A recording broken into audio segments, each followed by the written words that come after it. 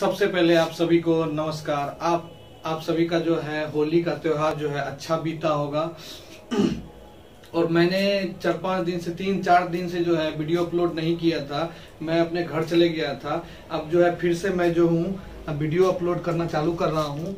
तो जो भी मेरे चैनल पे पहली बार आए हैं, चैनल को सब्सक्राइब कर दीजिएगा और बेल आइकन का बटन ऑल पे प्रेस कर दीजिएगा, क्योंकि यहाँ पे आपको जो है मेरे चैनल पे जो है हेल्पफुल कंटेंट मिलता है 12th क्लास का, आर्ट पेपर का और 10th क्लास का, साइंस और आर्ट पेपर का। ठीक है, तो जो भी मेरे चैनल पहली बार आए हैं, चैनल को सब्सक्राइब कर लीजिए और बेल आइकन का बटन ऑल पे प्रेस कर दीजिए और ज्यादा से ज्यादा अपने दोस्तों में शेयर कीजिए। तो आज का जो हमारा जो चैप्टर है ना, भूगोल का इकाई 2, भूगोल 12th क्लास का, भूगोल 12th क्लास का क्या है, इकाई 2 में जो है मतलब लोग। ठीक है, लोग में जो एक चैप्टर है वो है विश्व की जनसंख्या, वितरण, घनत्व तथा वृद्धि। इसी के बारे में आज हम बात करेंगे। तो देखिए, सबसे पहले क्या होता है, हमारे विश्व की जो जनसंख्या है, मतलब महाद्वीप, हमारे देश में, हमारे पूरे विश्व में 7 महादेश हैं। 7 महादेश की जो जनसंख्या है ना, वो अलग अलग डिवाइडेड है और किस तरह से वो वृद्धि करती है, किस तरह से उसका वितरण किया गया है और किस तरह से जो है उसका घनत्व निकालते हैं हम लोग, उसके बारे में आज हम अच्छे से जानेंगे। बस वीडियो को आपको क्या करना है ना, लास्ट तक देखना है, वीडियो को स्किप नहीं करना है, पूरा लास्ट तक देखना है। ठीक है, तो चलिए चलते हैं अपने विषय वस्तु पे। अब पहला जो हमारा जो है विश्व की जनसंख्या। अब ये बात जानते हैं कि हमारे देश में, हमारे मतलब पूरे विश्व की जनसंख्या जो है वो हर महादेश का जो है अलग अलग है। एशिया महादेश का अलग है, अफ्रीका महादेश का अलग है, उत्तरी अमेरिका का अलग है, दक्षिणी अमेरिका का अलग है। हर महादेश का जो है वो क्या है, अलग अलग है, हम लोग जानते हैं। अब देखिए, पहला जो पॉइंट आ जाता है, तो जनसंख्या क्या होता है, मतलब हमारे वातावरण में उपस्थित क्या मनुष्य जो अपने संतान, मतलब अपने जैसे संतान की उत्पत्ति करते हैं। ठीक है, उत्पत्ति करने के बाद एक लिमिट मतलब जनसंख्या का होता है, उसको बढ़ाते हैं आगे की, किसके आगे की पीढ़ी के लिए। ठीक है, अभी जो है भारत क्या है, जनसंख्या के तौर पे क्या है, 2 नंबर में है और 1 नंबर में चीन है। ठीक है, तो चलिए चलते हैं। अब देखिए, सबसे पहले वितरण। अब इसका वितरण जो हम लोग करते हैं, वो वितरण हम उसके बारे में भी चर्चा करेंगे। सबसे पहले हम उससे पहले जो है आपको घनत्व के बारे में बता देते हैं। घनत्व क्या होता है, देखिए जनसंख्या का जो घनत्व होता है ना, वो 4 प्रकार का होता है। कितना प्रकार का, 4 प्रकार। सॉरी, मैं एक बात बोलना आपको भूल गया। आप सबसे पहले इस बोर्ड का जो है स्क्रीनशॉट ले लीजिए। मैं साइड हो जाता हूँ, स्क्रीनशॉट ले लीजिए सब कोई। स्क्रीनशॉट लेने के बाद आपको याद रहेगा, आपको मैं जो भी बताऊंगा। तो अभी उसके बाद मैं इसमें बहुत सारा जो है थोड़ा सा कटकुट करूंगा, तो आपको स्क्रीनशॉट समझ में नहीं आएगा, इसलिए आप स्क्रीनशॉट ले लीजिए। चलिए चलते हैं। अब देखिए, जनसंख्या का जो घनत्व होता है वो कितना है, 4 है। कितना है, 4 है घनत्व जनसंख्या का। तो पहला जो हमारा घनत्व है वो है अंगगणित घनत्व, दूसरा है आर्थिक घनत्व, तीसरा है कायिक घनत्व और चौथा है कृषि घनत्व। ठीक है, तो पहला हम जानते हैं अंगगणित घनत्व किसे कहते हैं। ठीक है, देखिए प्रदेश की कुल जनसंख्या, ठीक है, प्रदेश की कुल जनसंख्या बट प्रदेश का कुल क्षेत्रफल, मतलब हम किसी भी प्रदेश, कोई भी प्रदेश है, उसकी जो कुल जनसंख्या होगा और उस प्रदेश में कितना क्षेत्रफल है, उसका क्षेत्रफल कितना है।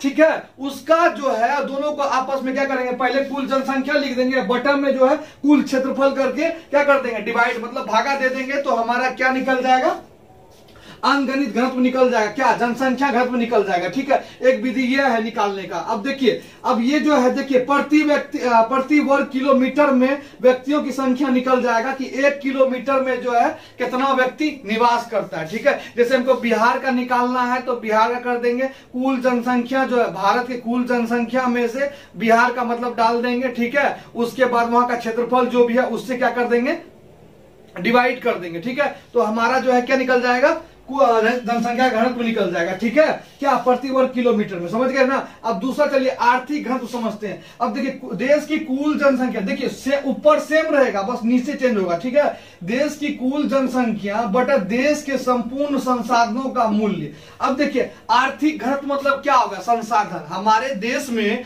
जो भी संसाधन है, समझ गए ना, जो भी संसाधन है उसी संसाधनों का, संपूर्ण संसाधनों का मूल्य, मतलब मूल्य क्या है, पेट्रोल का मूल्य क्या है, उसके बाद क्या कहते हैं पेट्रोल डीजल का मूल्य क्या है, उसके बाद सोना चांदी का मूल्य क्या है, सभी मूल्यों को जोड़ने के बाद संपूर्ण बोल रहा है, सभी मूल्यों को जोड़ दीजिए और देश की कुल जनसंख्या बटा उसमें से क्या कर दीजिए, भागा दे दीजिए। देखिए आपका जो है क्या आर्थिक घनत्व निकल जाएगा, किसका, जनसंख्या घनत्व में। ठीक है, उसके देखिए कायिक घनत्व क्या होता है, कायिक घनत्व के बारे में जानते हैं। अब देखिए देश की कुल जनसंख्या बटा कुल कृषि योग्य भूमि। अब देखिए देश की कुल जनसंख्या बटा कुल कृषि योग्य भूमि। अब देखिए पृथ्वी पर कुल कृषि योग्य भूमि कितना प्रतिशत है, उस कुल कृषि योग्य भूमि को जो है क्या करेंगे, देश की कुल जनसंख्या में भागा दे देंगे तो हमारा वो भी निकल जाएगा। अब देखिए कृषिगत क्षेत्र की भूमि, अब देखिए जो, हाँ एक बात याद रखिएगा, अब ये नहीं कि 29% भूमिगत है पृथ्वी पर तो उसमें से भागा देती, नहीं, आपको जितना कृषि योग्य भूमि है जिस देश में जितना पे कृषि होता है उसी से एग्जैक्ट क्या करना है, डिवाइड करना है, तभी आपका आंसर निकलेगा, क्या, जनसंख्या घनत्व निकलेगा। अब आगे चलते हैं, कृषि घनत्व कैसे होता है, कृषि घनत्व के द्वारा कैसे निकालते हैं। कृषि में संकलन जनसंख्या, अब देखिए कितना आदमी जो है कृषि कर रहा है, उसमें कितना आदमी कृषि में संलग्न है, ठीक है, उसका जनसंख्या, ठीक है, बटे में क्या, कुल जनसंख्या योग भूमि, क्या, कुल जनसंख्या योग भूमि। अब देखिए हम आपको ये बताए ना, कुल जनसंख्या योग भूमि मतलब कितना आदमी उसमें संगलित है और वहां पे कितना कुल जनसंख्या का क्या भूमि है, उसको क्या करना है, आपस में डिवाइड कर देना, तब ये भी निकल जाएगा आपका। अब देखिए प्रदेश कृषिगत भूमि, ठीक है, क्षेत्रफल, ठीक है, प्रदेश कृषिगत भूमि के क्षेत्रफल, इसके द्वारा, या कृषि कार्य में लगी जनसंख्या, जो कृषि कार्य में लगी जनसंख्या उसके द्वारा, समझ गए ना। देखिए हम जो कृषि जनसंख्या घनत्व निकालते हैं 4 प्रकार से निकालते हैं, 4 प्रकार आपको मैंने बता दिया, इसी 4 प्रकार से निकालते हैं। एग्जाम में पूछता है 1-2 प्रकार पूछता है, या तो आपको आर्थिक घनत्व पूछ देगा, या कायिक घनत्व पूछ देगा, या अंकगणित घनत्व पूछ देगा, ठीक है। जनसंख्या घनत्व निकालने के लिए 4 प्रकार होता है, क्लियर आप लोग यहाँ पर समझ गए। अब आगे चलते हैं, अब देखिए अब हम जाते हैं जनसंख्या, विश्व में जनसंख्या घनत्व का वितरण। अब हम आपको बोले थे ना जनसंख्या घनत्व का वितरण, देखिए हमारे देश में ना जनसंख्या घनत्व का वितरण अलग अलग है, समझ गए ना, हर जगह अलग है, कहीं पे उच्च है, कहीं पे मध्यम है, कहीं पे बहुत कम है, कहीं पे बिल्कुल 0 है, शून्य है, और वो क्षेत्र कौन सा उसके बारे में हम जानते हैं, ठीक है। अब देखिए पहला जो हमारा आ रहा है, पहला जो है उच्च जनसंख्या घनत्व के क्षेत्र। अब उच्च जनसंख्या घनत्व के क्षेत्र कौन सा है, देखिए इन क्षेत्रों में जनसंख्या घनत्व जो है 150 व्यक्ति प्रति किलोमीटर, 150 व्यक्ति जो है 1 किलोमीटर पे रहते हैं, ठीक है। जो भी कोई भी देश है किसका वितरण के हिसाब से हम बता रहे हैं आपको, ठीक है।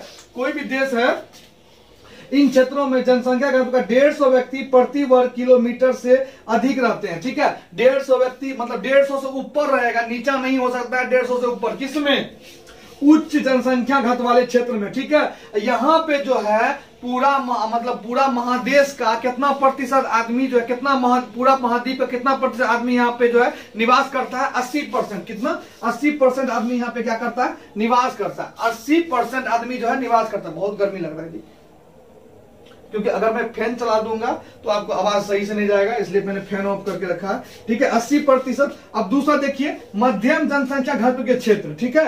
अब देखिए मध्यम जनसंख्या घनत्व का क्षेत्र होता है उसका देखिए जनसंख्या का घनत्व 10 से 100 व्यक्ति प्रति वर्ग किलोमीटर, कितना, 10 से याद रखिएगा, उच्च में कितना रहता है 150, और मध्यम जनसंख्या वाले क्षेत्र में कितना है घनत्व में 10 से 100 व्यक्ति, कितना, 10 व्यक्ति से लेके 100 व्यक्ति प्रति वर्ग किलोमीटर में, ठीक है।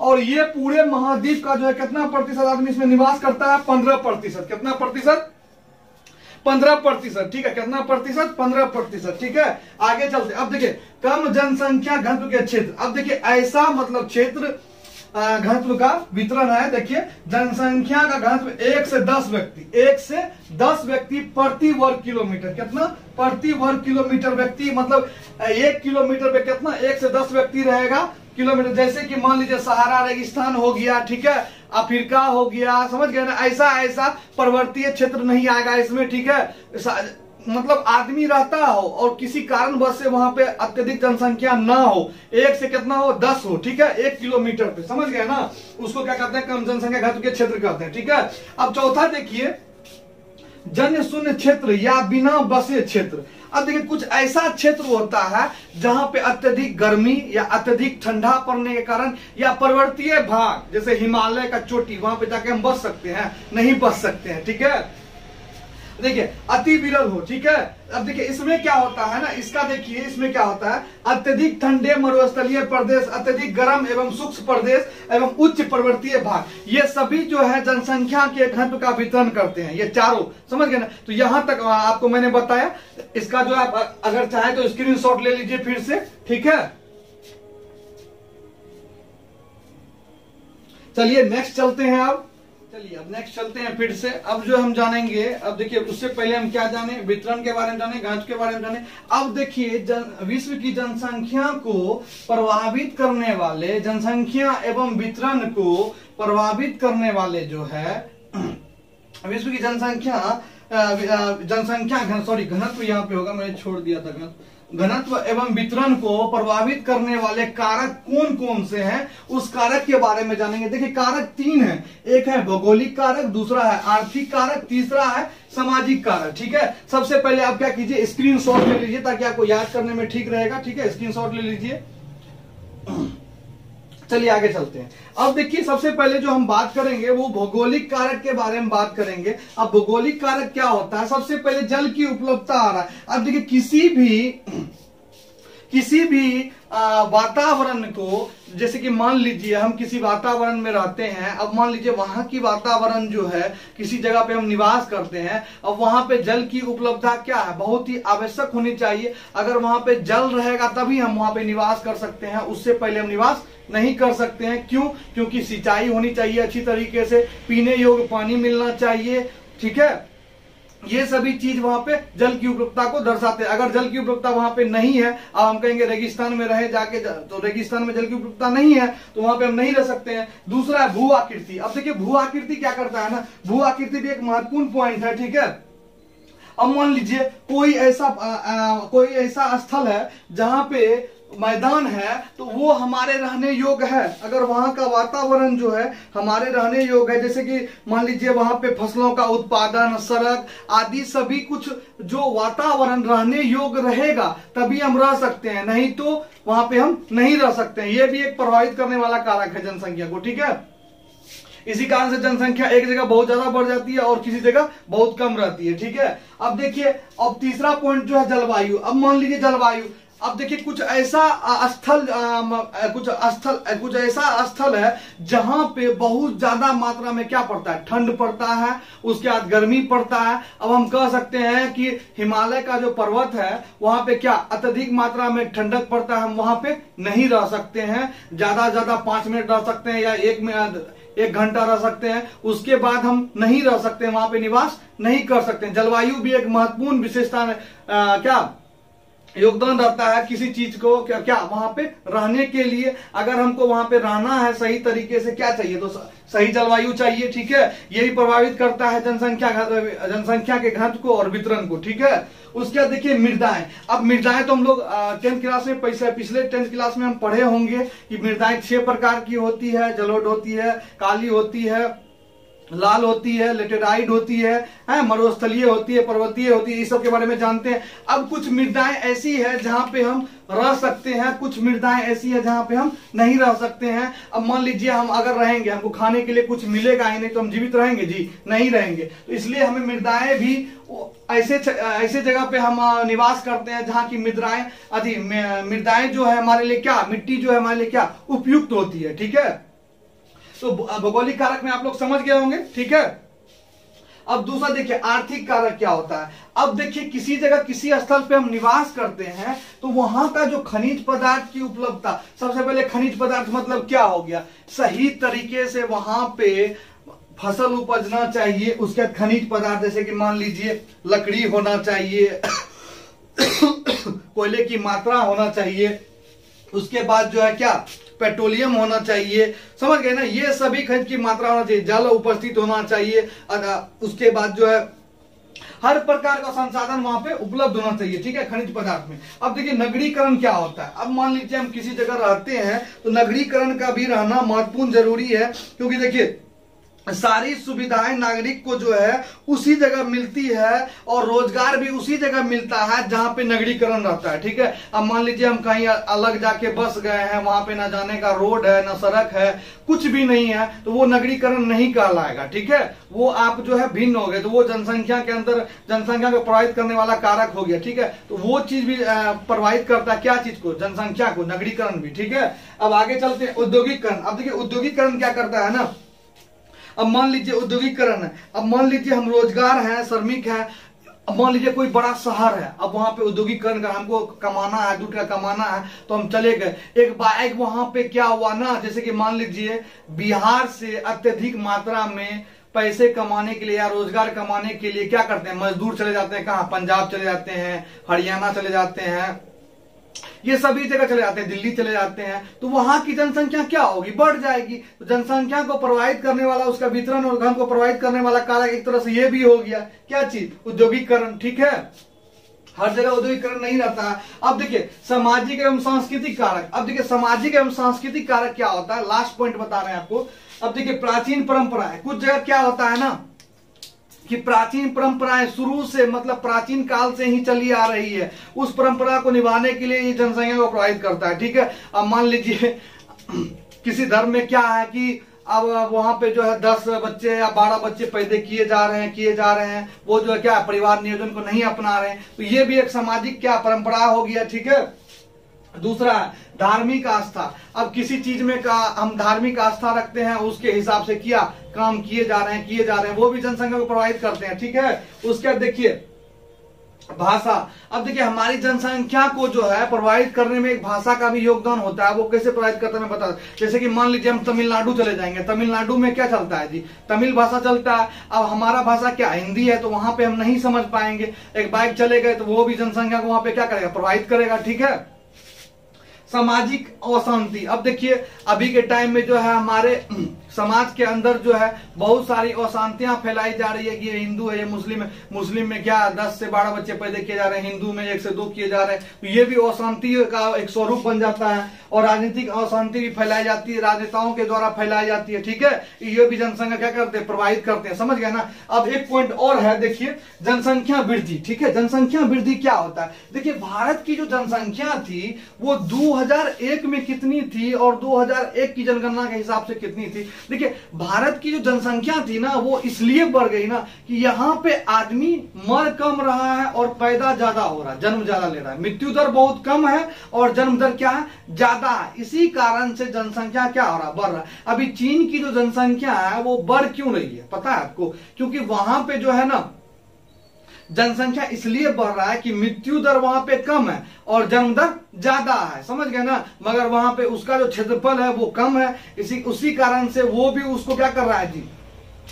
वृद्धि कर रहा है वहां पे। अब जनसंख्या वृद्धि, भारत के बारे में बात करते हैं तो भारत की जनसंख्या को देखिएगा ध्यान से। भारत की जनसंख्या जो थी 2001 की जनगणना के हिसाब से 102.87 करोड़ थी, 102.87 करोड़ थी। और उसके बाद 2011 में देखिए 121.05 करोड़ है। कितना है, 121.05 करोड़ है। देखिए कितना बढ़ गया। अब हम आपको देखते हैं, घटा के दिखाते हैं वृद्धि कितना हुआ है, निकालते हैं हम वृद्धि।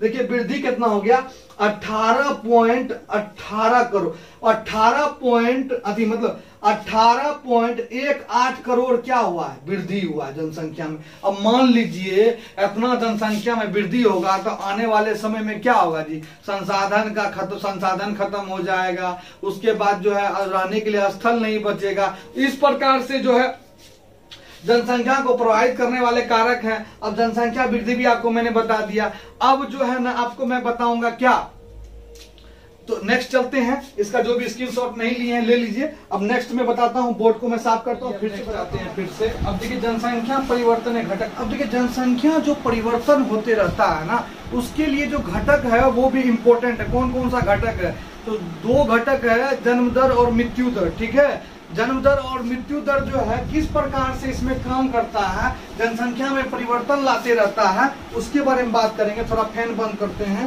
फैन चल रहा है।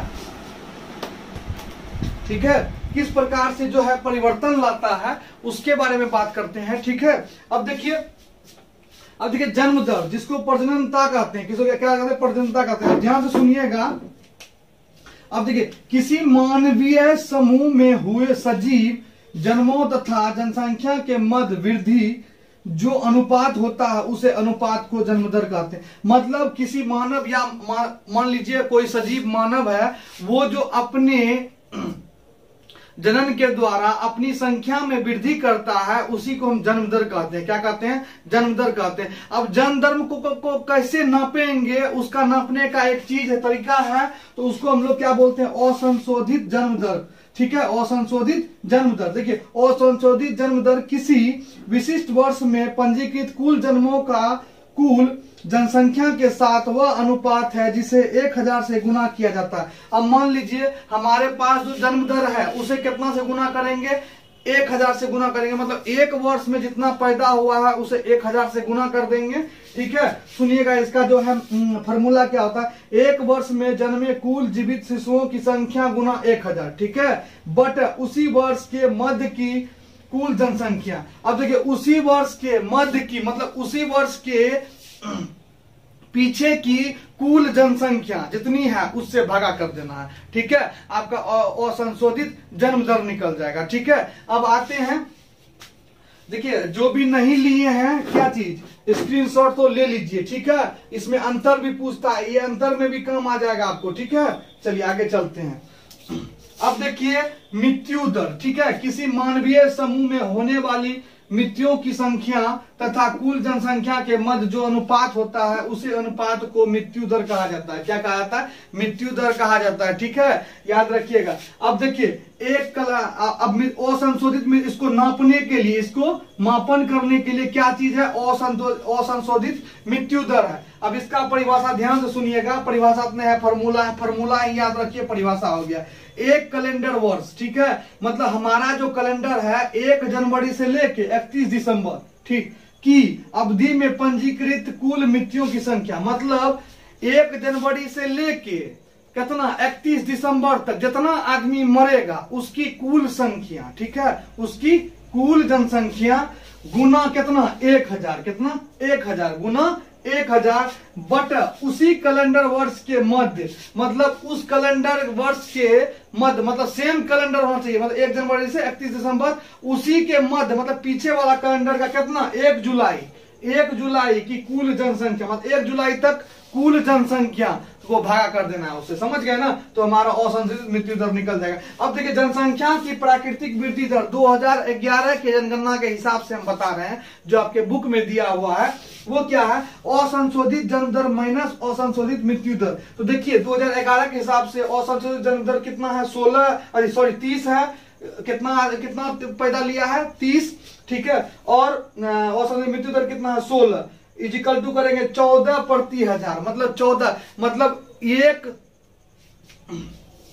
मान लीजिए 1 साल में जो है असंशोधित जन्म दर कितना है? 30,000 है। कितना है? 30,000। ठीक है, और मृत्यु दर कितना है? 16,000 है। अब इसको घटा कर दिए तो हमारा जनसंख्या का वृद्धि दर कितना निकलेगा? 14 प्रति 1000। वार्षिक कितना हो गया? 1.4% वार्षिक वृद्धि है जनसंख्या में। ठीक है, अब आपको हम एक चीज और बताते हैं, लास्ट पॉइंट है, ध्यान से सुनिएगा। अब देखिए, अब जो हमारा जनसंख्या वृद्धि दर जो होता है ना, वो ज्यादा कहां पे बढ़ता है? ग्रामीण क्षेत्र में ज्यादा बढ़ता है, नगरीय क्षेत्र में कम बढ़ता है। ग्रामीण क्षेत्र का आदमी क्या होता है? थोड़ा मूर्ख होता है, उसको समझ नहीं होता है, इसलिए वो परिवार नियोजन का क्या उपयोग नहीं करता है। समझ गए ना? जिस कारण से क्या होता है? जनसंख्या बढ़ जाती है। मगर नगरीय में क्या होता है? वो शिक्षित होता है, इसलिए वो परिवार नियोजन का उपयोग करता है और वो जनसंख्या को कम बढ़ाता है। इसलिए नगर की जनसंख्या कम बढ़ती है और ग्रामीण की जनसंख्या ज्यादा बढ़ती है। समझ गए ना?